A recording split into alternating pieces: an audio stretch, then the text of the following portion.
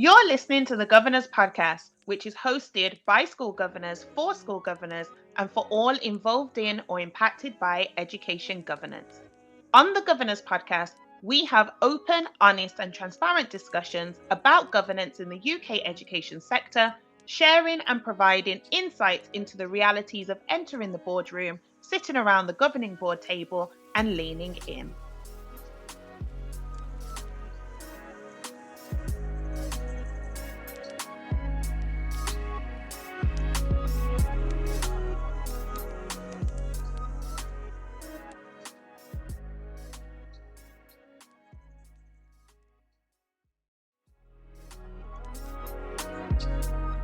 Hello, I'm Sharon Warmington and I support schools and academies as a governor, governance practitioner and a clerk.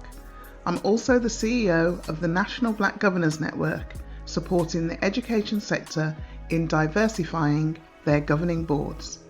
And it's Olivia D Hinds here, an under 30, unapologetically black female who is changing the face and space of school governance. And you're listening to the Governor's Podcast.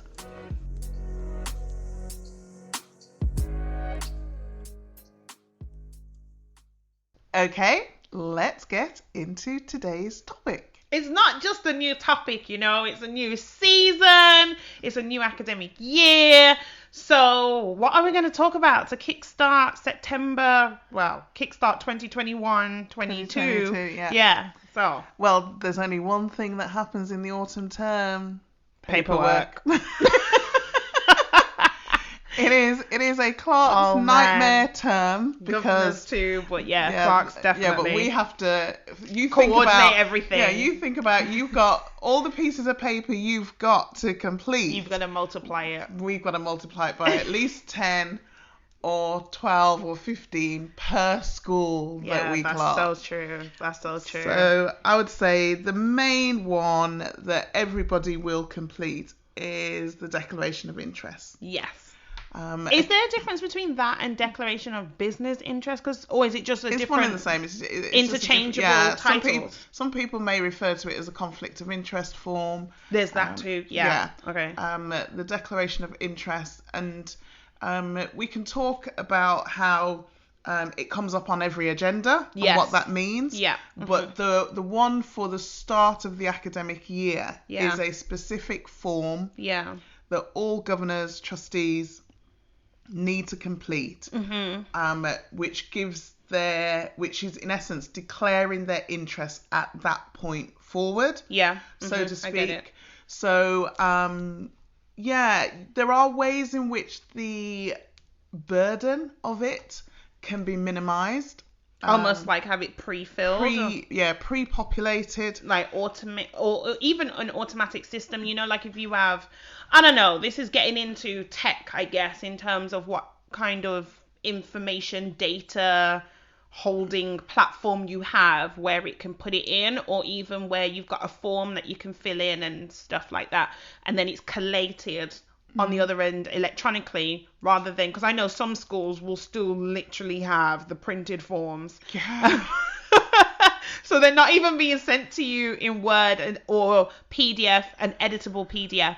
Sometimes you have to handwrite. I mean, I don't have that experience with either of my schools. Both of them have some sort of electronic version, but yeah, it just feels like a lot sometimes. It stems from the fact of being around the table. Yes. I remember when I was a parent governor in your school, it was easy to do round the table, first meeting, you dish out the forms, you complete them and you sign them. So that's, I think, why it was always paper based. Yeah. But now where we are in 2021, if you haven't moved to purely digital, then my advice is use this opportunity to move to purely digital. And what I do, and I've just done this for one of my trust boards where I'm using GovernorHub. And I suppose this is another shout out to GovernorHub.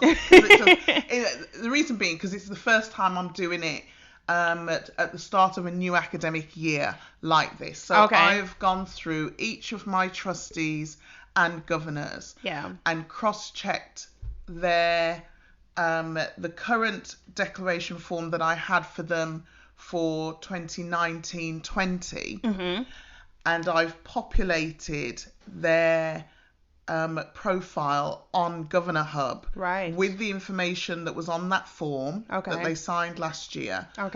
Populated it on GovernorHub, and then downloaded it and sent it to each of them. So that and I've said to them, so we can like review and I've said to them, either go into GovernorHub and update it, or let me know what the changes are, and I'll update it. If you're not familiar with where to find it on GovernorHub or anything like that, then do that. And luckily for me, my other school that I clerk also has GovernorHub, so I will do the same for that. And fortunately enough, the school that I govern in also has GovernorHub. Well, I guess it's good when you can, all the different institutions that you're a part of use the same platform, absolutely. Because then it gives you even more time to get familiar with the features and things like that, whether you're a clerk or a governor. Absolutely. But before I had access to GovernorHub like that, what I would do with my schools was that I would pre-populate the information anyway. So if I had a handwritten form that was completed, I would take it upon myself to type up that information onto a Word document, and then keep that in their personal file, as it were. And then at this time of year, I would then send that to them as an editable form. Is there anything to change? Are there any changes? Because it's just so much easier. And then what I would usually do is print it so that they could sign it in person at the first meeting. But again, because we're now virtual, I do electronic signature. I've been doing that for years, because to print something, I gotta find a printer. So I like the idea of having it pre-populated. I mean, I can't imagine much changes for people year on year, unless obviously probably 5 years down the line, maybe something changes, but not necessarily every year. Or you're someone who regularly signs up to become a trustee over here and become a member of this board over there, because I know those are sections on the form. So that's the question. What do you actually put on? What do you actually declare? Like sometimes I just write down any business I'm associated with that I'm a director of, because it says directorship, trusteeship, I think that's the word. And then membership of anything. But then at the same time, I'm thinking, isn't that form so that if the school contracts your business, then you've got to declare it? Is it that? It's not. Because I'm thinking one of my companies is about students, right? So I work in schools, or I deliver workshops in schools, and so sometimes I just automatically put it in, not to say that the school is going to ask for my services, but I think I just put it in there because there's some synergy or something. You never know. I may deliver a workshop to a school who happens to be joining the trust that is in the same trust as the one that I'm a governor of another school in that same trust, if that makes sense. What I say to governors and trustees is, if in doubt, just put it in. That's so I just, because it just makes it a lot easier than trying to think, is there a conflict? Isn't there?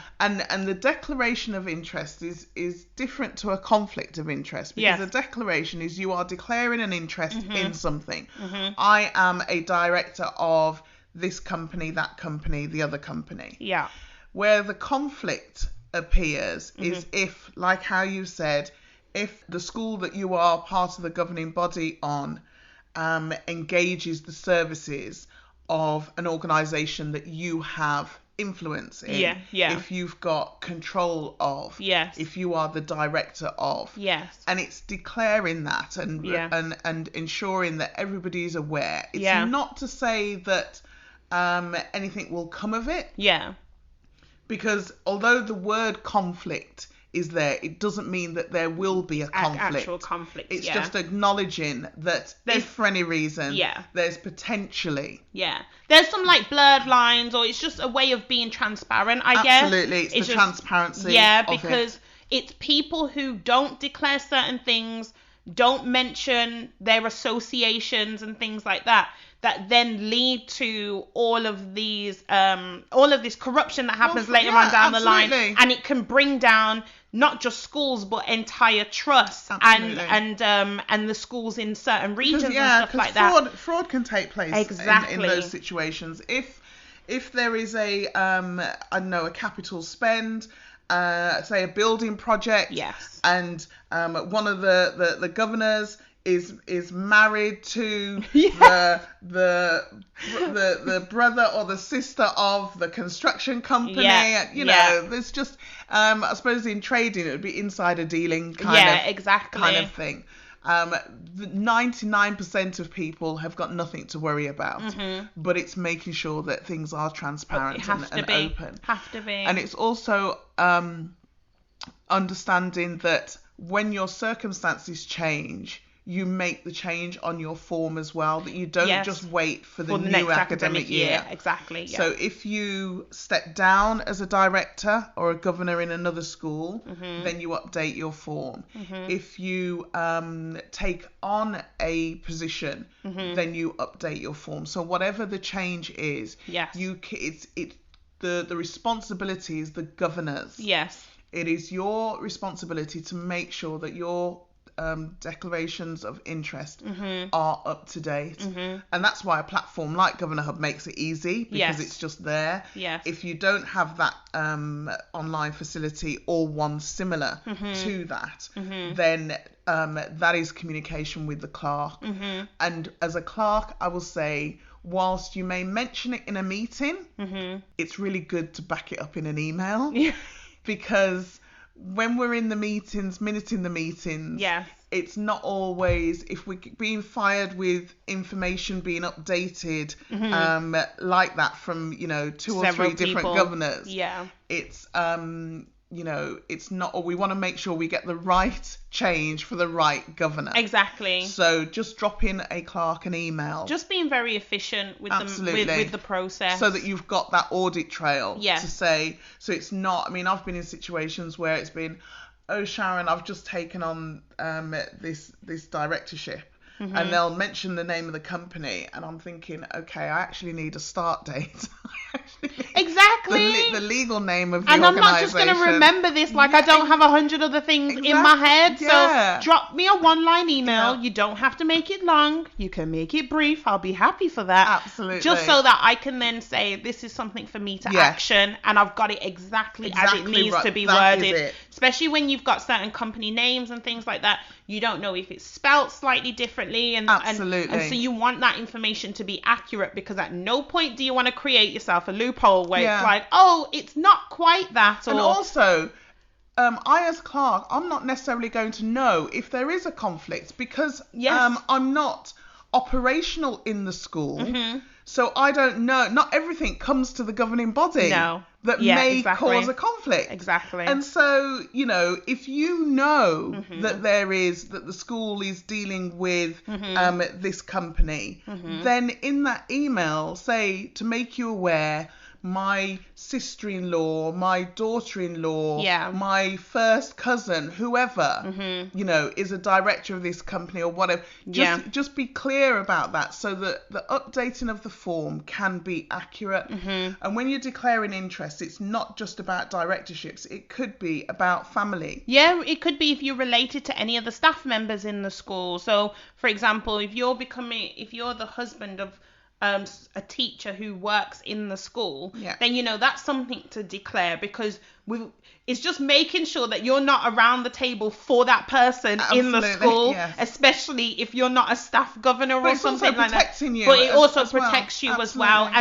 because then obviously if that staff member's not name, but their department, say they're head of department, and for some reason they're presenting, or their name is in the paperwork, you're not then shocked when you see something, or you can be warned. It just helps with everyone being on the same page, and there being no kind of shockers or anything like that. And again, so long as there is transparency and there's no immediate issues, then there's not a problem. I've been on a governing body where 2 of the members, one was a staff member, and one was a co-opted member, and it was mother and son. Oh, wow. You know, and there was nothing wrong with it. There was nothing wrong. He was, you know, an adult in his own right. Yeah, and their right to be governors in their own right. And she was elected by the staffing body to be a staff governor, and he was appointed for his specialism. I think it was in law or something like that. He was appointed for his specialism, and they just happened to be mother and son, but there was no problem. But it was still declared, because obviously I wouldn't know that because I don't know their family structure. So it just helped in understanding the dynamics around the table. We've been in a situation like that. You're the clerk, and I'm a new governor. So... Yeah, but it's still worth mentioning, because Absolutely. The clerk is a significant position, a role around Absolutely. That table. You coordinate all things governance. So, you know, when you're sending out your emails of what you need from me as a governor, I'm like, okay, I need to get this to her Absolutely. As the clerk of my school, not as Mom. My mother. So, you know, it's just recognizing that you have to be professional in the environment, and because you're there as a governor to represent the school or to be there for that entity, you have to declare any other relations that may have some sort of overlap with that role and responsibilities. There is an ongoing debate amongst clerks as well as to whether a clerk needs to declare, complete a declaration of interest form. Oh, really? That's something I think that would make sense. I know some clerks do, but it's not required, because we don't actually have a vote. Okay. We don't. You went for vote, which is true, but I went for voice. Yeah. I'd like to think we have a voice. I hope so. But we don't have a vote. Right. I personally, sometimes I do. I guess sometimes it depends I don't. It depends on the clerk. I think because you've got some clerks who are, you know this more than I do, but some clerks are assigned to that school to do the clerking for that school or for that trust. Then you have clerks who are probably the secretary or part of the admin staff in the school who do the clerking as an additional role. Right, yeah. You have some people who, governors in the general sense, will see that person as the clerk, but they may not be the main clerk. They may either be there temporarily, or there may be a stand-in, or they may take the minutes, but another person does the actual clerking. So maybe it's about that. Maybe that's one of the reasons why it hasn't been considered as clerks going through that process, because there are so many different categories of clerks, which we can always talk about in a separate episode. But at the same time, I think it would be good, because you don't know if the clerk knows anyone around the table or anyone in the school. And they're receiving the papers before the governors get them. So you just don't know what information they're exposed to, or and it's not to say that there's anything about clerks, but I think as being a part of that governance structure. Personally, my opinion, it would help. It would be good. Probably good practice. I don't see anything wrong with it. Not having or having? Having the declaration of interest declarations of interest for a clerk. I don't have any problem with it. I guess it's just another form for you all to add to your pile. It's like does the clerk sign the code of conduct? Are that what paperwork does the clerk have to do themselves? Right. Yeah. As a freelance independent clerk, I'm used to completing paperwork. I have an SLA which has the confidentiality clauses in there and all of that. So I suppose for me, I have no problem with it. Yeah. Because, I've got my insurance in place and all of that. There's also a discussion around whether clerks should have a DBS. Do they not? Because we're not required to. But you're in school and stuff? But we're not required to. I did not know that. Wow. I mean, I know you're not around the young people and stuff, but or vulnerable adults as such, but we are where governors are. Yeah, governors meetings tend to be outside of school hours usually. We know some people schedule them for during the school day for all sorts of reasons. But you are where we are and we have to do it. But then who pays for it? Because if you are clerking as an additional responsibility within the school, you would automatically have a DBS anyway. I've only got a DBS now because I'm a school governor. Right. When I clerked for an academy trust where I was full time, I had a DBS. Right. Prior to that, I did it independently. You got your own DBS? I got my own DBS. Why did you get your own? Because, again, going back to just being self-employed and just having one of those things, just like my insurance, to say, I've got this, I've got that, I've got the other. So you have your own so checklist. I had my own checklist of things. Whether it was a requirement or not, I didn't want it to be a barrier. Okay, right, I get you. To getting a contract or something like that. Yeah. But it's not a requirement for clerks to have a DBS. Some do, some don't. That's a thought, that is. But that is a thought. Wow, the DBS. Yeah. Who should get it? that's probably a whole different conversation. The other thing I wanted to talk about before we finish is in academy trusts they have an additional thing. Right. Similar to the declaration of interest, but it's called the related party transaction form. It sounds familiar.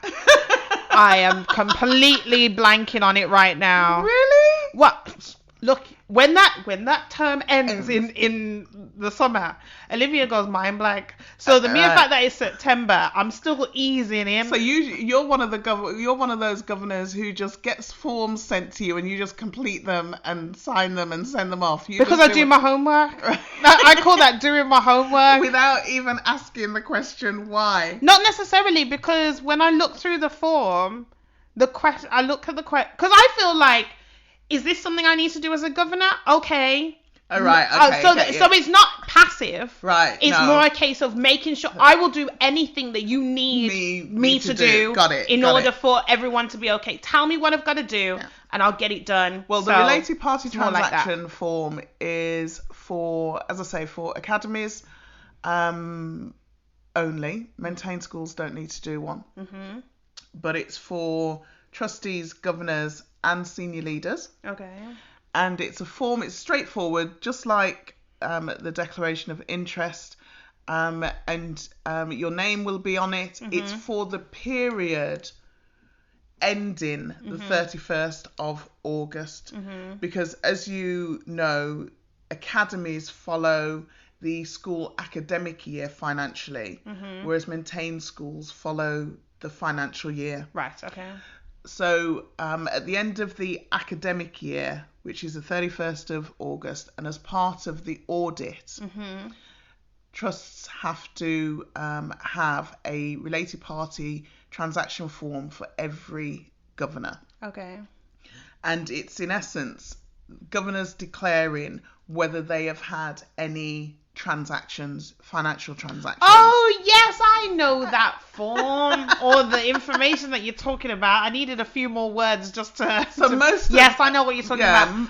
And so most governors, I'm guessing you're saying, will just zero it out. Because I'm one of those. You are in essence signing to say, I haven't had any financial transactions with this trust for this period. Yes.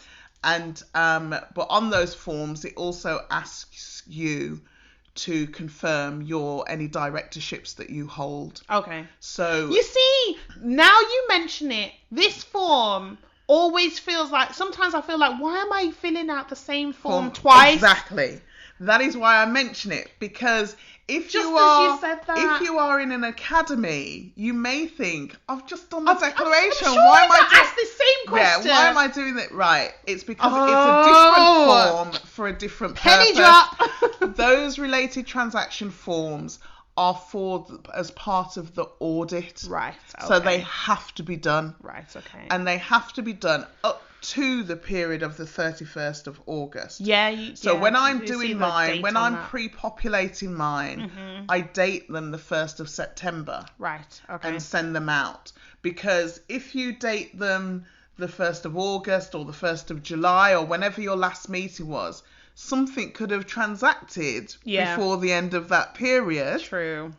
And you may have missed it, and you don't want to do that. Yeah. So I send them out, but I don't want them back until after the 1st of September. Right. So that I make sure that You've the got information is as at the 31st. Right. And those can be electronically signed, meaning you can type in your name. Oh, okay. Yeah. Okay. Auditors recognise thank you that we are in the 21st century. We are. And have been for a while. You know, and for me, I think that if anybody challenges it, you can see that you can always pull the email trails back and forth. So it isn't the clerk that's just typed in everybody's name. No. Or the head of governance who's just typed in everybody, or the company secretary. No, you can evidence that the forms have gone out. Yes. And that each individual has come back. I think that's a word to governors as well. If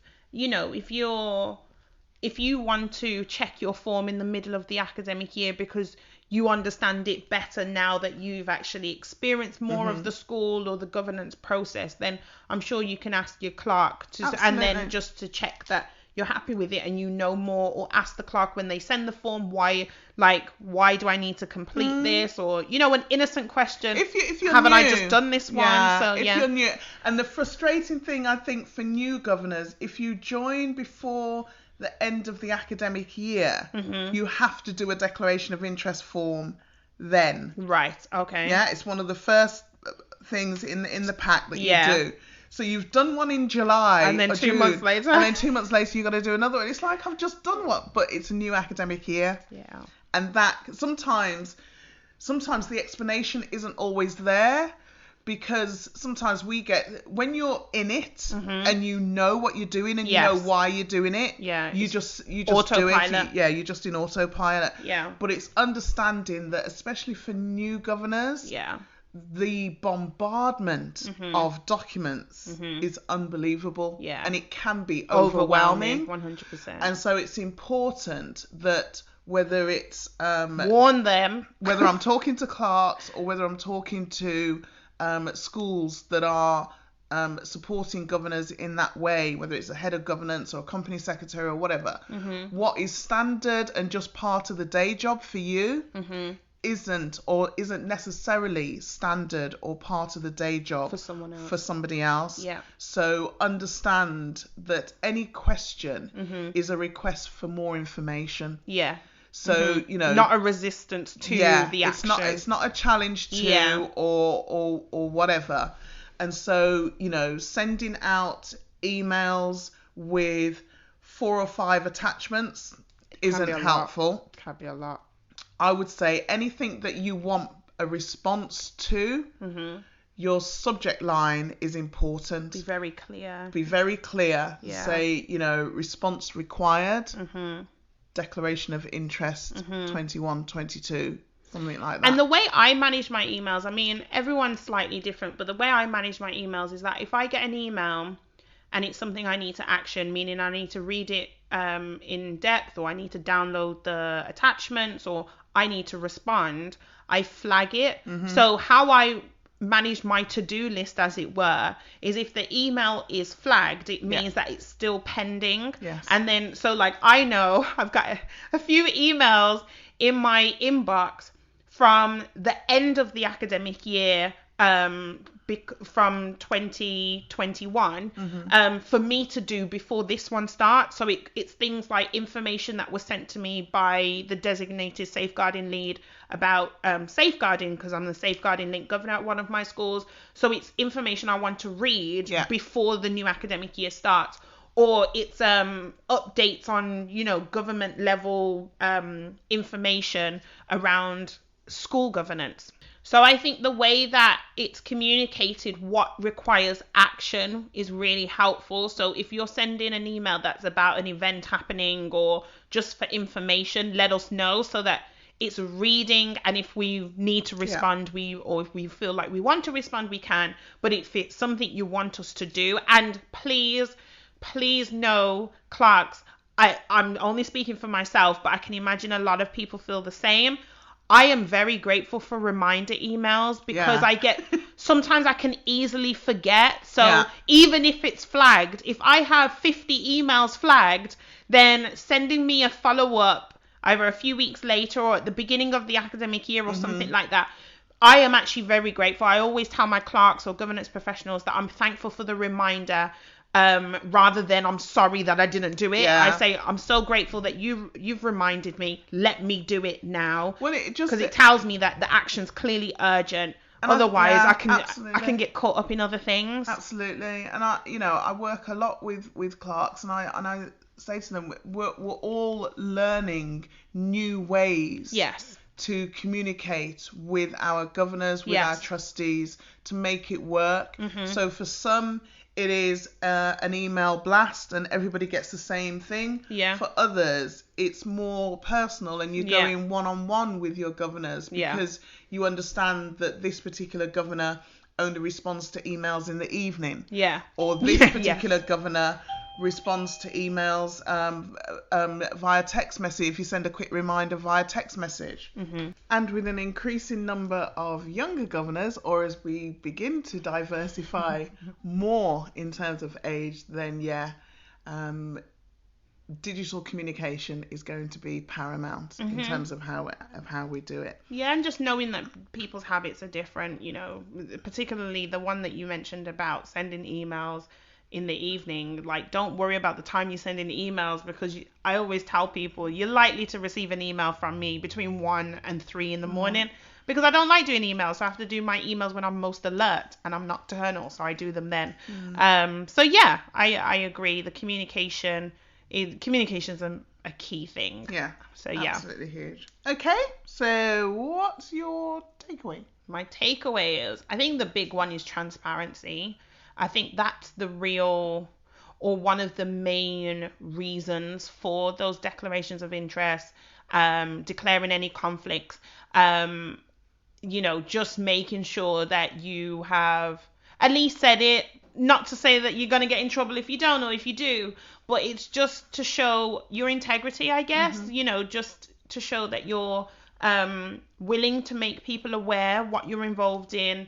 And if anything, it's a part of the networking, because if you declare it or if it comes up, then people then find out, and then you never know, those could be skills that can be tapped into, because I've been a part of meetings where people have declared stuff at the beginning of a meeting, and it's quite interesting actually, because it means that they've read the papers and they're like, oh, that thing there, I may have to say that I work in the university that some of your students have chosen as a destination. It could be something as simple as that. It doesn't mean that something's going to happen. It's just letting people know that. And you may have an insight then. Exactly. Not insider information, but you may have an insight in terms of what that can add value to the discussion. So declaration doesn't always mean it's not always negative or bad, or it means that you're not trying to be a part of any sort of corruption situation or whatever. Sometimes it's like, let me declare this because I may be able to help, or you work there, so add value. Absolutely. So the two instances in which I've seen declarations be made at the beginning of a meeting, they only ever added value. But what was interesting with one is when we got to that agenda item, that person stepped outside of the room because a decision needed to be made. So that's why declarations are important, and transparency is vital, because then you know who should be in those decision-making conversations and things like that. And also when, I know we're slightly digressing, but it is related. If as a staff governor or as a parent governor you're asked to leave the room, don't be offended. Don't think, what are they talking about? It is practice. Always it's always to protect you, yes, so that it doesn't put you in an uncomfortable position. Yeah. You know, it's like when I'm organising exclusion committees or anything like that, I try and find out what year group the child is, and if it's the same year group as some of my parent governors have got children in, then I try not to use them, because there could be friendships that you're just not aware of. There you go. You know, and it's to protect the governor in that respect. So yeah. So your takeaway? My takeaway is, I think for clerks, if you find the paperwork overwhelming or just painful because you're not getting the responses, you're not getting them back when you need to, I would advise bite the bullet, pre-populate. Yeah. Because that, although it was painful the first time I did it, and by painful I mean time consuming. Yes. The first time I did it, it then just made everything else, every other time, easier. Okay. So that's what I would say. Just go for it. Use GovernorHub or use your online portal if it's an alternative there. And if you don't have that facility, then a simple Word form, populate it with what you know, and then bounce it over to them for them to agree or edit as necessary, and then keep an editable version. Yes. Sometimes they'll send back a PDF version because they've signed it or whatever. Yeah. But always make sure that your editable version is up to date. Yes. So that you can use it going forward. Yeah, and then you just send it to the governor, and then they can sign it and PDF it for you. So Absolutely. That's what I do. But yeah. So yeah.